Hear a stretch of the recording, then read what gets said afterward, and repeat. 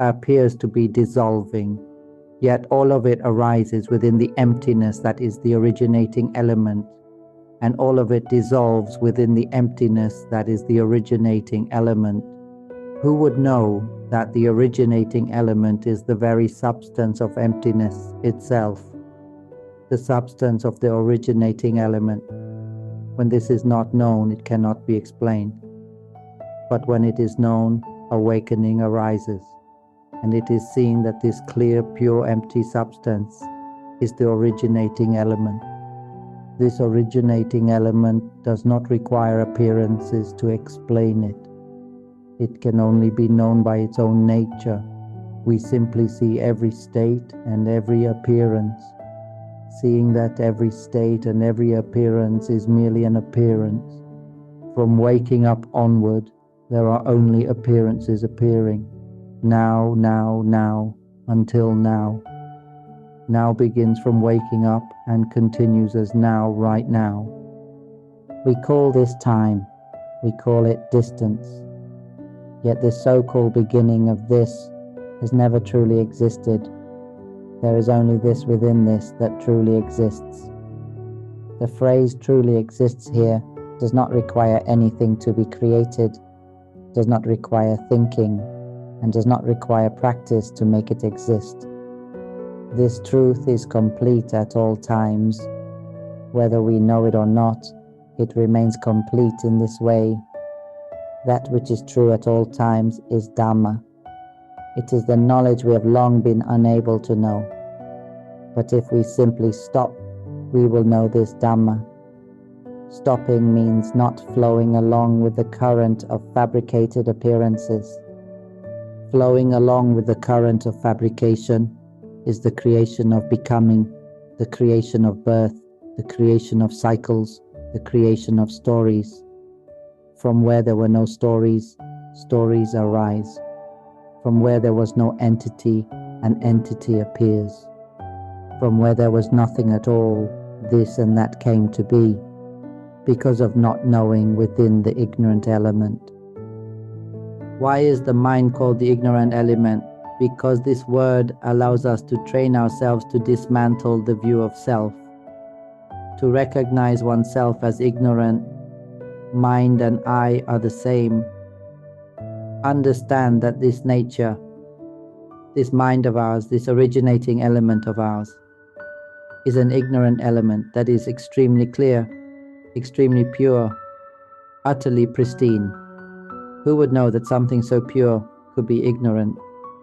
A pure element that lacks knowledge is called the ignorant element. We are this ignorant element that comes to rely on this body, relying on this body as human, as person, as something noble. The ignorant element fabricates conventions on its own and assigns value and meaning to this body through convention, making it appear good, valuable, and noble. The ignorant element forgets that it is the mind, the substance of pure, clear emptiness itself. When there is not knowing, this is called ignorance. Because of not knowing, it is called the ignorant element, and thus the ignorant element must be continually taught. One must continually awaken and come to know ignorance. When one knows oneself as the ignorant element, wisdom arises. When the mind awakens to the ignorance that has been relying on this body as self, there is a loosening from that mistaken reliance. When this loosening occurs, it is then known that there is another nature assigning value and meaning, seeing this body as human, as a person. When awakening occurs inwardly, it is seen that this assigning of value and meaning is precisely what creates all stories. It is what produces ignorance.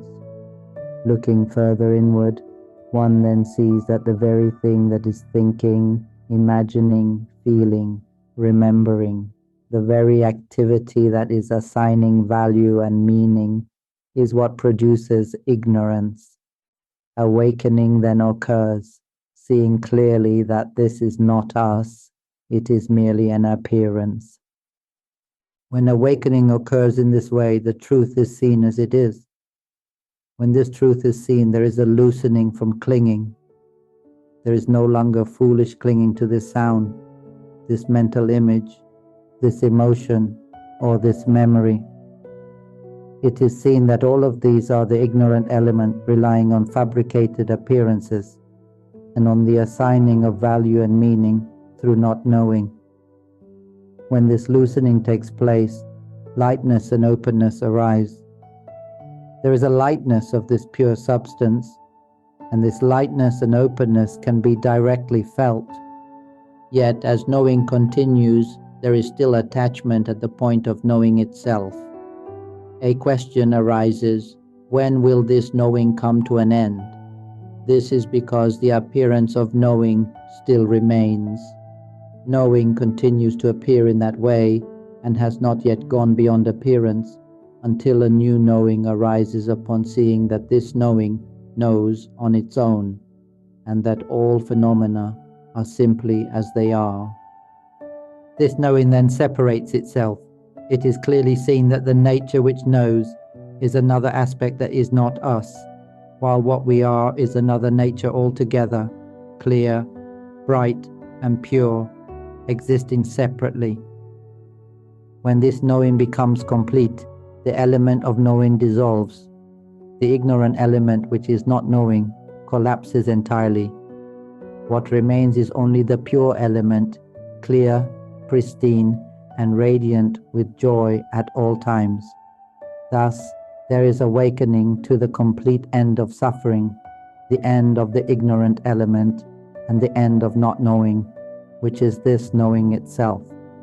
When this is known and realized, there is a complete yielding to purity. Here, there is a nature that is now at all times, a nature without beginning and without end. There is only now, which is true in this way. This nature is the true reality that abides as it is throughout all time. The ignorant element awakens through knowing ignorance. When ignorance is known, the cause of ignorance is seen to be not knowing and the desire to learn. Awakening and knowing themselves are the practice. Practice is simply awakening and knowing the ignorant element, the ignorance that clings, that holds, and that relies. When knowing becomes automatic and even knowing itself is let go of, the appearance of knowing has nothing left to do. There is no one who knows and nothing left to be learned, because the one who knows no longer exists, does not cling, and does not seek any knowledge. What remains is only purity, the element of now, abiding in completeness. Such completeness is the complete cessation of ignorance, the cessation of not knowing in every instant. There is only now, continuously revealing the truth.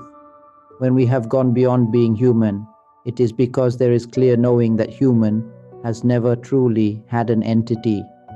It is merely the ignorant element creating the appearances of knowing and thinking. From this, stories arise of a body called human, a body called person, a body called animal, and a body called good and evil, right and wrong, true and false. All of this arises because the ignorant element fabricates conventions and becomes lost within the very conventions it has fabricated. Even what is being spoken and expressed right now is only a current of non-entity, a current that surges forth from the pure element of mind. This is a nature that is manifesting as now, pure as now. Whoever awakens and sees the entire process that the ignorant element creates will see the strands of currents that the mind sends out to attach to various appearances.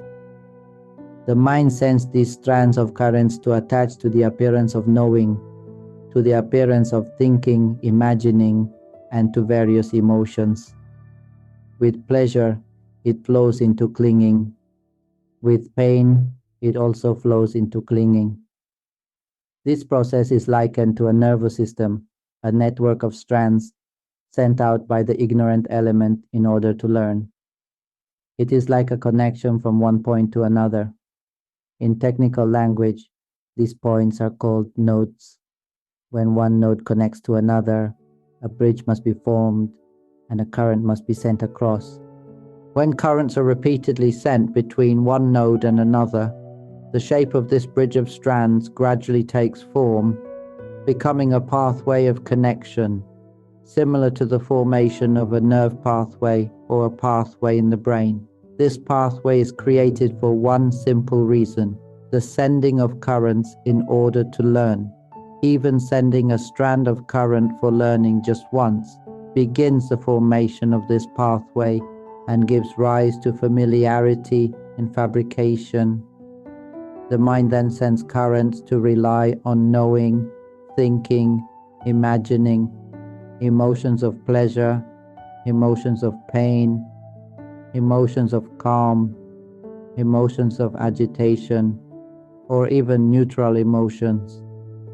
This familiarity causes the pathway of connection to become fully formed. From there, delight arises, a familiarity that continues onward. This is the functioning of the ignorant element. But when the ignorant element is known, when this process of fabrication is known, seen as it is, listened to, received, understood, and absorbed in this way, knowledge arises. This knowledge itself dissolves not knowing. When currents are no longer sent out to attach, the pathways of connection fall out of use. It is like a bridge that no one walks across. Such a bridge eventually collapses on its own, according to nature. In the same way, when a road is built but no one uses it, it becomes desolate. Trees and nature take over, and eventually the road disintegrates by itself over time because nature proceeds in this way. But when nature is unstable, nature necessarily changes. The seasons may no longer be equal. In some periods, the rainy season lasts only a few months, the hot season becomes longer, and the cold season becomes shorter. In other years, the pattern shifts again in a different way. These changes arise from the instability of nature, which must change in order to restore balance. Nature adjusts its own balance. Before long, it returns to balance, and before long, it changes once again. This is a current that proceeds in this way. At certain times, some particles move in unusually excessive ways, giving rise to heat or imbalance. At other times, cooler or more comfortable conditions arise. As time passes, these movements return to balance and become a normal state. This unfolds according to the nature of things. Do we awaken and see this ordinary current of nature? At times irritation arises. At times a pleasant mood arises. Sometimes thinking inclines toward the positive. Sometimes it inclines toward the negative. Sometimes memory is clear. Sometimes it fades. All of these are natural currents adjusting themselves toward balance, allowing the process to continue in a normal way. Have we ever noticed that there is a nature that remains at the center? This nature is not involved with positive or negative thinking. It is not involved with positive or negative emotions, and it is not involved with any appearance at all. Whatever the emotion may be, whatever the thought may be, whatever the imagining or memory may be, or even whether there is knowing or not knowing, all of these appear and dissolve amid life as the originating substance, clear and pure. This life never changes and never becomes anything. This central element is not on the side of positive or negative, and it is not involved with the instability of appearances. It is a neutral element, a center around which all appearances revolve. It abides as it is in its own natural way. Hello everyone. All appearances may include negative emotions at times in order to restore balance so that positive emotions arise, and at other times, positive emotions may be abundant in order to restore balance so that negative emotions arise. Whatever the case may be, all of these appearances revolve around the nucleus that is the life element of the mind. This life element never becomes anything. Only the states that revolve around the life element fluctuate and change. They are simply that way by nature. When this truth is known, awakening arises clearly that nothing at all is us, nor does anything belong to us. Let nature adjust its own balance. When there is heat, irritation arises. When there is cold, shivering arises. Both heat and cold are processes through which nature restores balance, allowing recognition of the originating element, the life element, which is the true nucleus. When one comes to know oneself, it is seen that we are the life element without form, a substance that is clear and pure. All things that appear are merely appearances and should not be clung to. Let the mind know and awaken through its own nature. With this alone, suffering comes to an end permanently. If you're interested in these teachings on awakening, mind observation, and transcending suffering through wisdom, we'd love to hear your thoughts. Share your insights in the comments, provide productive feedback, and if you find this content valuable, don't forget to like, share, and subscribe to the channel.